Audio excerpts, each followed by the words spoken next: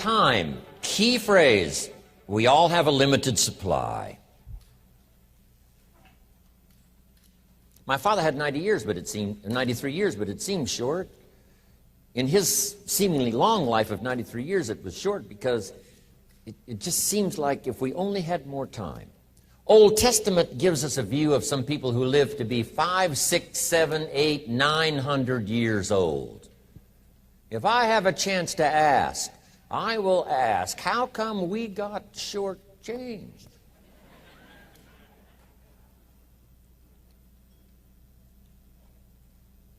Wouldn't that be a good question if you had a chance to ask?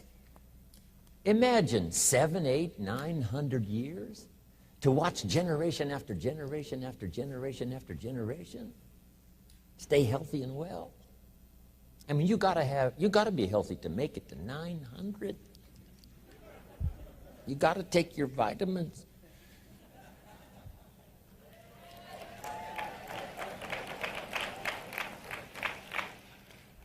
I'm pushing the Bible, I'm pushing vitamins, I'm doing good today.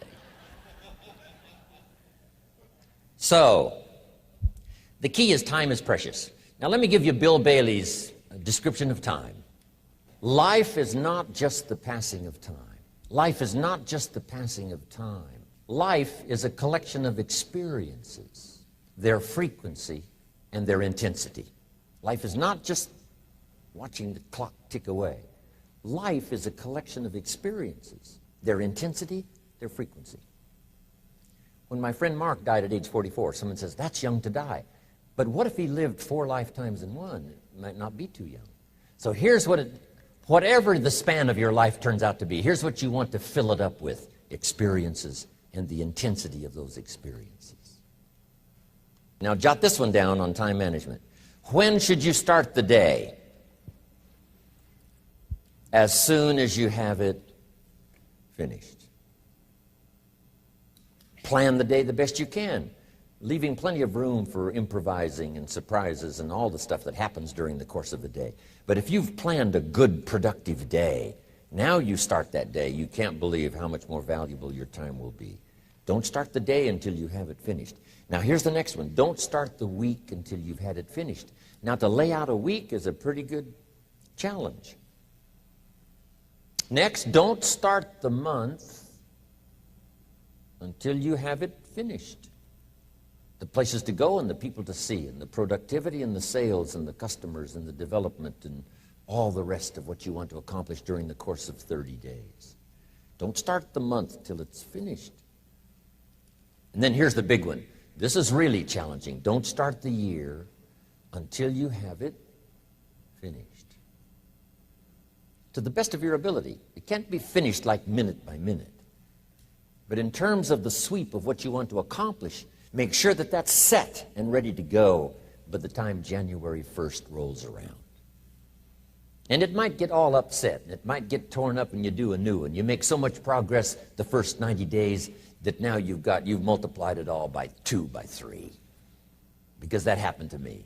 I thought, wow, this is going to be a great year. By the time I'd finished the 3rd month, I'm rolling, I'm soaring. So many things are happening, I revised my whole year's plan.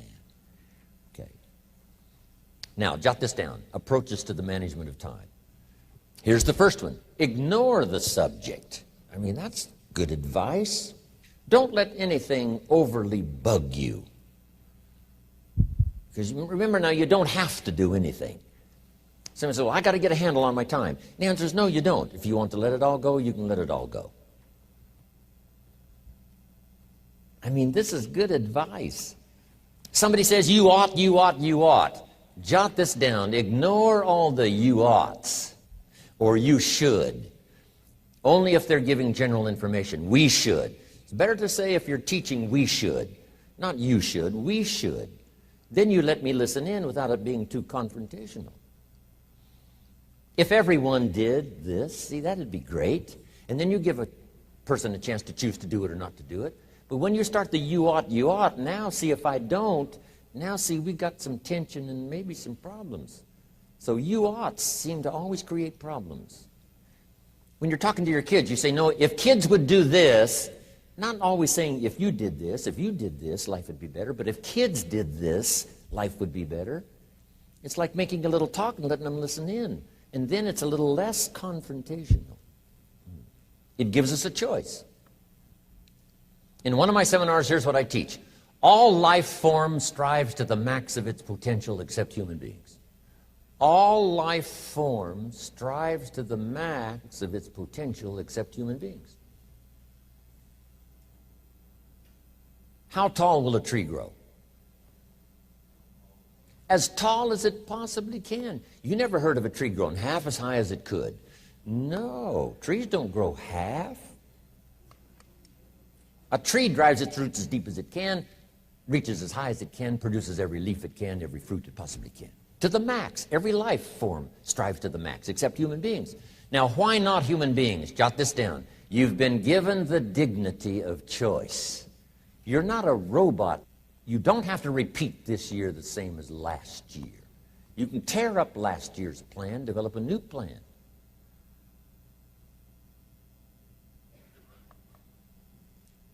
So, the dignity of being a human being. Now, here's the choice on being a human being. To be part of all we were meant to be, or to be all. To strive for all, or half, or part, or some. The choice is up to you. To develop one skill or 10 skills. Someone says, well, I'd be happy with just one more language. Well, some say, hey, I'm going to learn 6 or 7. And this is all a matter of choice. And when someone says, no, you ought to learn 4, you've got to resist all that. Because this is personal dignity. And you don't want to destroy someone's dignity by doing all the oughts, and then they feel reluctant to do it. Now we've got problems. So if you want to, just ignore this subject on time management. Now here's the next one. Step down to something easier. The guy's in sales, and he says, oh, I want to own the company. Finally owns the company. Now he's got no time to play golf. He said, when I was in sales, I was making big money playing golf 3 days a week. Heck with this owning something. Heck with managing. My life was never my own after I started to manage. I'm going back to sales. See, this is the key. If you're getting too pressed, you might consider stepping down to something with a little easier time pressure. Little girl says to her mother, Daddy comes home, brings his briefcase and pats me on the head and says hello, disappears and works on his papers. How come my daddy doesn't play with me? And her mother said, look, your daddy loves you very much, but he's so busy at work, he can't get it all done, he has to bring it home. He loves you, but that's why he can't play with you.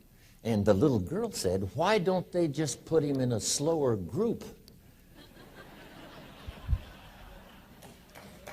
So, jot this down now. If you don't have time for your kids, you might consider joining a slower group. Remember when I said some things I went for cost me too much? So reconsider. Next key to time management. And that's work longer and harder. But see, there's a limit to that. I almost lost my health the first year. I went so crazy about personal development and achievement. I just went bonkers. You know, I told you I was skinny. By the end of that first year, I was a walking shadow. And then it suddenly occurred to me, what if I got rich and too ill to spend it? I mean, that was a shocker. So I started, developing a little more reasonable. Because I said, if 12 hours won't do it, I'll work 14. If that won't do it, I'll work 18. I mean, how many hours it takes. And sure enough, it cost me too much. So see, working longer and harder for some might be appropriate. If you're just sitting around not doing that much, this might be good, work longer and harder. But you can only work so hard. Here's the key, not to work harder, but smarter. When you've worked as hard as you can, doing the best you can in terms of physical output in the time, reasonable time. Now here's the ultimate in the management of time, and that is you simply become more skillful. When I first got into sales, I was around people that could get, 9 out of 10, 8 out of 10. And when I first started, I could only get 1 out of 10. But here's what I did. I worked around the clock, so that I would make up in numbers what I lacked in skill. That's good in sales. You got to jot that down. When you're new, you make up in numbers what you lack in skill. Now, when you become more skillful, the numbers can go down because now your persuasive ability And all of that is now so high that you don't need to put as many numbers out. But at first, if you want to compete or if you want to really get good, you've got to put in the numbers. But if you get more from yourself, develop more of yourself, now the time management becomes an easier task. Now here's the next thing. Either you run the project or it runs you. I've found out when you start something, at first you're in charge. All of a sudden, a year later, it's in charge. Some of the companies I started, I'm telling you, I'm in control. A couple of years later, I'm out of control.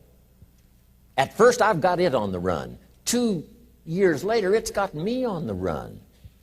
Haven't got enough time. I'm dizzy with trying to get it all done. So here's part of the key, and that's to get in charge. Say, I'm going to take charge of my health.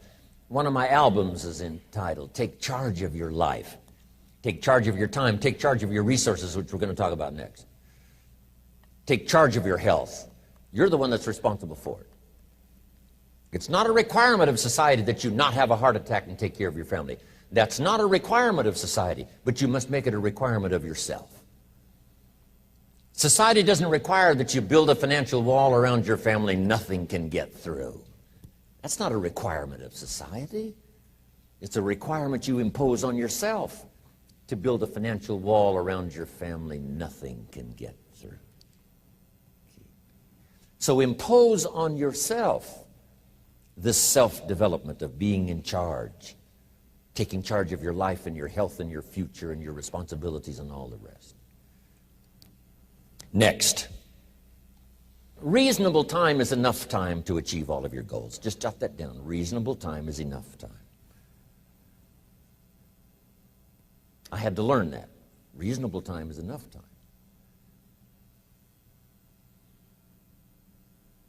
Here's why. It's not the hours you put in, it's what you put in the hours. If you start depositing greater ideas into the hours you've got later than now, I'm telling you, later you can't believe the productivity that will flow.